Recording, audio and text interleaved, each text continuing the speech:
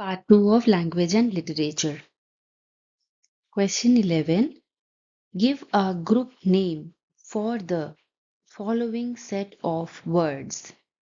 ये जो बॉक्स में वर्ड्स लिखे ना, इन्हें रीड करेंगे और बताएंगे ये कौन से एक कॉमन ग्रुप को बिलोंग करते हैं. First is hammer, hammer, spanner, screw driver, wrench. So what group do they belong? Animals. Read the options. A is animals. Are they animals? No. Option B is flowers. Are they flowers? No. Option C is tools. This one is the correct option. ये tools हैं. Hammer, screw driver आपने अपने घर में भी देखा होगा, सुना होगा या वीडियोस में भी देखा होगा. और किट्स आती है, टूल किट्स में देखा है ना, बच्चों की प्लेइंग किट्स आती हैं, टूल किट्स. तो ये सब तो टूल्स ही हैं ना, hammer and screw driver. Give a group name for the following set of words. Similar question है, देखो पहले के क्वेश्चन जैसा ही है ना. ये वर्ड्स पढ़िए बॉक्स के. Mosquito, bee, fly, butterfly, wasp. ये कौन से ग्रुप को बिलोंग करते हैं, क्या है ये सब? Let's read the options. Option A, sea creatures. क्या ये सी क्रिएचर्स हैं, पानी में रहते हैं, aquatic? No. Option B, insects. Are they insects? Yes, they are. Mosquito, bee, butterfly, ये सब insects हैं. Insects का common feature क्या होता है? Hmm? They all have 6 legs. Insects के 6 legs होते हैं ना? 6 legs होते हैं ना insects के? Question 13. Which word rhymes with the word coat? Rhyming word बताना है आपको कोट का. तो मैंने लास्ट वीडियो में आपको समझाया था राइमिंग वर्ड्स हमको कैसे देखने हैं. फटाफट बता दो कोट का राइमिंग वर्ड कौन सा है. Option A cat, B mate, C boat, D curd. C boat. Ending sound same होनी चाहिए, है ना. Coat, boat. Question 4. In whose bed did Goldilocks fell fast asleep in the story Goldilocks and the Three Bears? Goldilocks and the Three Bears. आपने ये story सुनी है? Goldilocks की story देखी है? देखना अगर नहीं देखी है तो. क्या होता है उसमें, गोल्डीलॉक्स जब बेयर्स के घर में घुसती है तो उसे भूख भी लग रही होती है. वो एक एक करके mama bear, father bear and baby bear, तीनों का फूड वो टेस्ट करती है. फिर किसका फूड खा लेती है? जब वो चेयर पे बैठने जाती है तो किसकी चेयर पे बैठती है, किसकी चेयर टूट जाती है? और लास्ट में जब वो सोने जाती है तो किसके बेड पे सोती है? ये पता होना चाहिए ना आपको. तो किसके बेड पे सोती है Goldilocks? Baby bear, baby bear के बेड पे. Question 15. Rearrange the letters to find the word which means a place where birds live and select the correct option. Place where birds live. कौन सी जगह पर birds रहती हैं? Birds तो nest में रहती है ना. Nest की spelling क्या होती है? N-E-S-T. Tell me the correct option. D. है ना. Place where birds live, birds का होम तो नेस्ट ही होता है ना. इसे अनस्क्रैम्बल करने से आपको ये नेस्ट मिल रहा है कि नहीं मिल रहा? NEST है ना. तो डी ऑप्शन करेक्ट है. Question 16. Select the incorrect homophone pairs. Homophones मैंने आपको बताया था. होमो means same, similar, phone phoenix, same sound वाले वर्ड्स आपको इसमें से देखने हैं. लेकिन ध्यान दो कि यहाँ इनकरेक्ट लिखा है. इनमें से जो इनकरेक्ट है वो चूज करना है. यानी जिसकी जो पेयर होमोफोन नहीं है वो सेलेक्ट करना है. ठीक है. देखो 1 क्या है? Role, rule. सेम फोनिक्स तो नहीं है ना. साउंड साउंड सेम है नहीं है. तो ये तो इनकरेक्ट है. इसका मतलब ये हमारा आंसर होगा.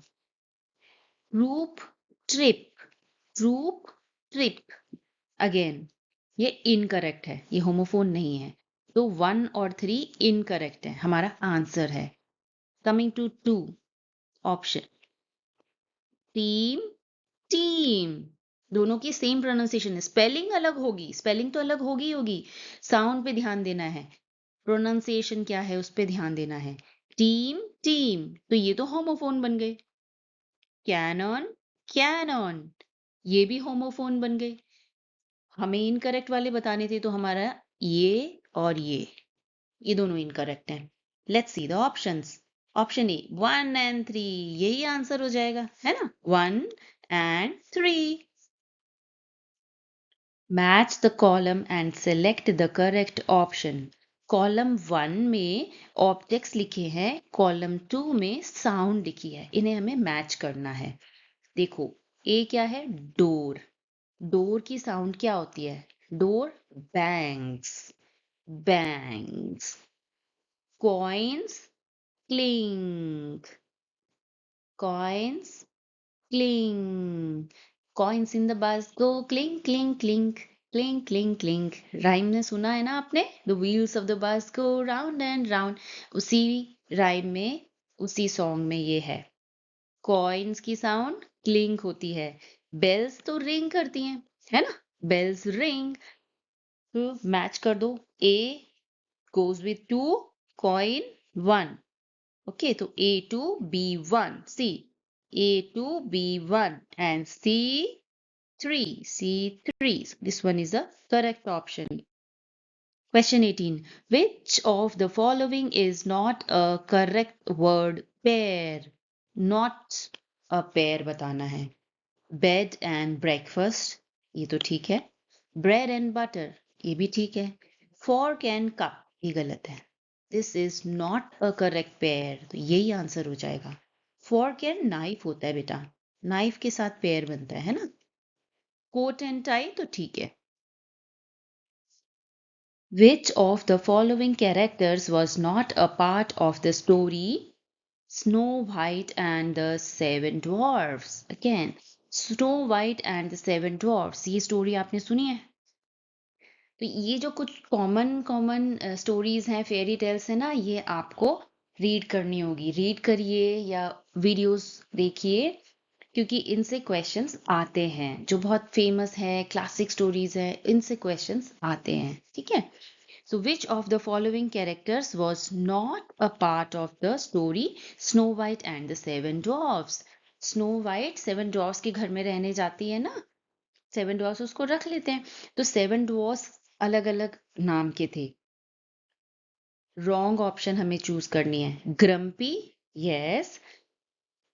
स्लीपी, स्लीपी भी था ड्वार्फ। डॉग भी था। डेजी नहीं था।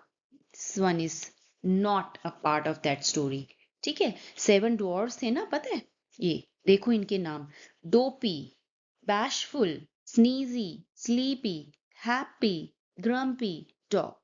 ये सेवन ड्वार्फ्स थे, जो रोज सुबह काम पे जाते थे माइंस में ढूंढने के लिए ज्वेल्स, गोल्ड, डायमंड्स, है ना।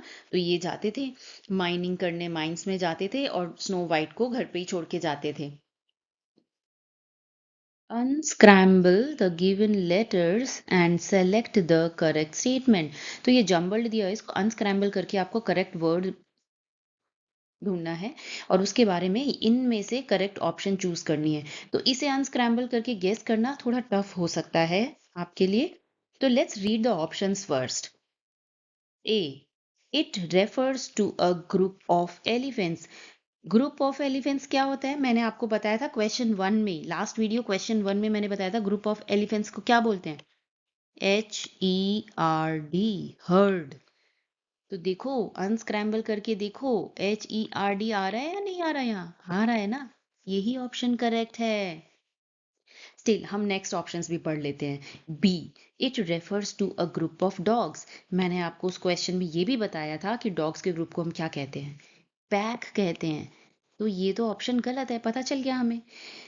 नेक्स्ट क्या है, it refers to a group of cats. Cats के ग्रुप को हम क्लटर या फिर क्लस्टर बोलते हैं, है ना, तो ये भी गलत है। It refers to a group of bees. Bees के ग्रुप को क्या बोलते हैं, ये भी मैंने आपको लास्ट वीडियो में बताया था, स्वॉर्म्स, है ना। तो स्वॉर्म वो भी नहीं अनस्क्रैम्बलिंग से बन रहा है, अनस्क्रैम्बलिंग से HERD, हर्ड बन रहा है, और हमारी ऑप्शन 1 ही करेक्ट है। Question 21. Unscramble the given letters. Find the name of a natural disaster. Natural disaster क्या है? Natural calamities, जो ऐसे आंधी तूफान बारिश या फ्लड्स यानी बाढ़ आती है या अर्थक्वेक्स आते हैं जिससे नेचर को, लिविंग बींग्स को कोई हानि होती है, सब डिस्ट्रॉय हो जाता है, उसको हम बोलते हैं, ऐसे डिजास्टर्स को हम बोलते हैं नेचुरल डिजास्टर, जो नेचर में ही हो रहा है और उससे नेचर ही खराब होता है।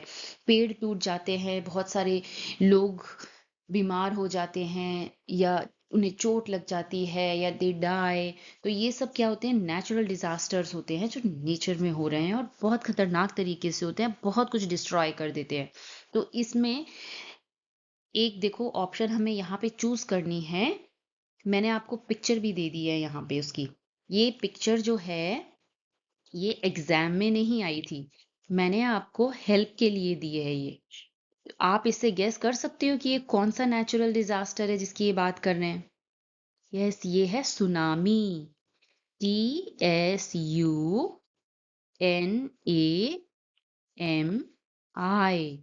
सुनामी, टी साइलेंट होता है, इट्स कॉल्ड सुनामी। सुनामी में क्या होता है कि सीज, ओशंस में क्या होता है, बहुत बड़ी बड़ी पानी की वेव्स आती है, ओशंस बहुत बड़ी बड़ी वेव्स निकलती हैं, इतनी ज्यादा ऊंची, इतनी ज्यादा हाइट की होती है ना वो, कि बिल्डिंग्स के ऊपर तक पहुंच जाती है, पूरा एनगल्फ कर लेती है, बिल्डिंग्स को डुबा ही देती हैं वो, इतनी बड़ी बड़ी वेव्स होती हैं। तो ये क्या है? सुनामी। अब ऑप्शन करेक्ट बताओ, कौन से ऑप्शन को अनस्क्रैम्बल करके आपको सुनामी वर्ड मिल रहा है?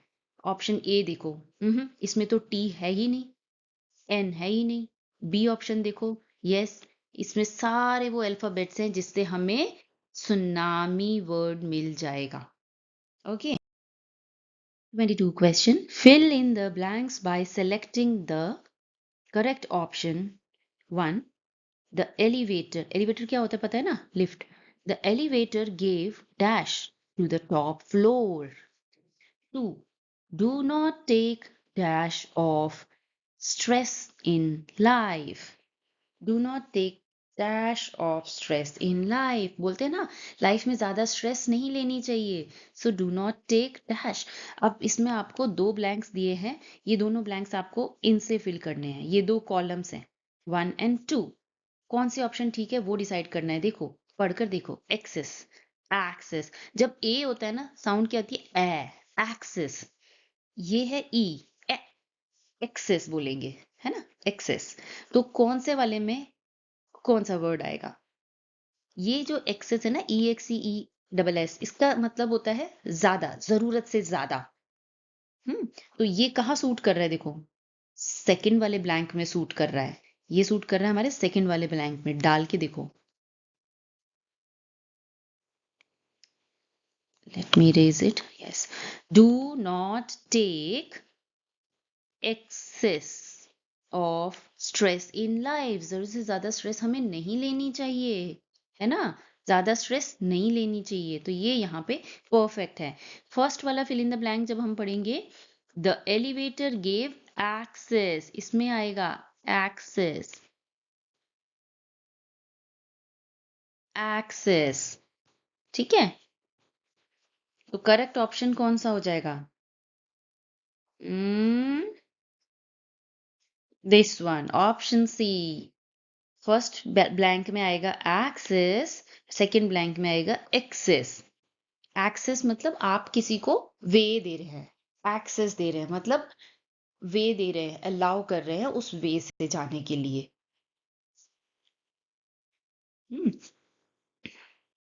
So that's all for today. Thank you for watching. Video को लाइक ज़रूर करना और चैनल को सब्सक्राइब करना अगर आपको इस तरह की जी के क्वेश्चंस की और वीडियोस चाहिए तो।